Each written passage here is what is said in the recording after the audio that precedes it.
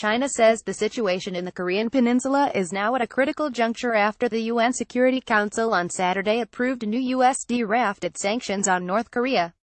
The new sanctions could slash by a third North Korea's $3 billion annual export revenue as it bans the country's exports of coal, iron ore, lead ore, and seafood and prohibits countries from hiring North Korean laborers. North Korea has been under UN sanctions since 2006, but they have failed to dissuade the country from pursuing its ballistic missile and nuclear programs, which it views as a deterrent against possible military invasion by the US and its regional allies. On Saturday, White House National Security Advisor H.R. McMaster said the United States is preparing for all options, including a preemptive war, to stop North Korea's nuclear and missile programs. Tensions have escalated under President Donald Trump threatening a war and sending B-1 bombers capable of nuclear attacks near the North Korean border, which has enraged Pyongyang. U.S. Sen. Lindsey Graham said last week that President Trump was willing to go to war with North Korea to stop it from being able to hit the American mainland with a nuclear weapon. Last month, North Korea tested intercontinental ballistic missiles ICBMs, which U.S. experts acknowledged for the first time that could hit many parts of the United States. China's Foreign Minister Wang Yi, whose country voted for the new sanctions, on Sunday warned against any move which could escalate the crisis further, urging diplomatic and peaceful means to avoid tensions. He called on all parties involved to seriously consider China's dual suspension proposal, whereby North Korea halts its nuclear and missile tests, and for South Korea and the United States to stop joint military drills. This is currently the most realistic and plausible initiative, and it is the most reasonable and friendly solution, he said. U.S. Ambassador to the United Nations Nikki Haley ruled that out on Saturday, saying Washington would continue to take prudent defensive measures, including joint military drills with South Korea.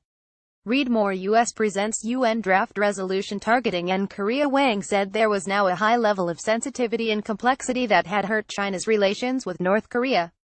Trump has been pressuring Beijing to act against Pyongyang, calling past American leaders foolish who had allegedly allowed China to make hundreds of billions of dollars a year in trade and yet do nothing for the U.S. with North Korea. South Korean Marines take position on a beach as amphibious assault vehicles fire smoke shells during a joint landing operation by U.S. and South Korean forces in the southeastern South Korean port of Pohang, April 2, 2017.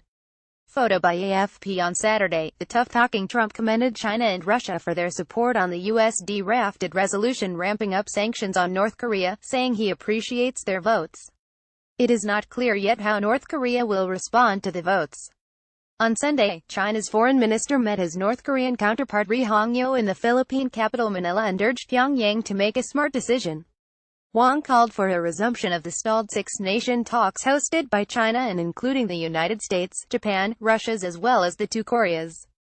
It's not that easy, but it is a direction we need to work together towards, Wang said of the six-nation talks. Only dialogue and negotiation is the correct way out to address the Korean Peninsula issue. Washington, however, stuck to its tough tone, with Ambassador Haley saying the stiffer measures had brought sanctions on North Korea to a whole new level and put North Korean leader Kim Jong-un on notice. Trump signed a congressional bill into law on Wednesday, imposing tougher sanctions against North Korea along with Russia and Iran. China reacted to the measure, saying it was opposed to the new law.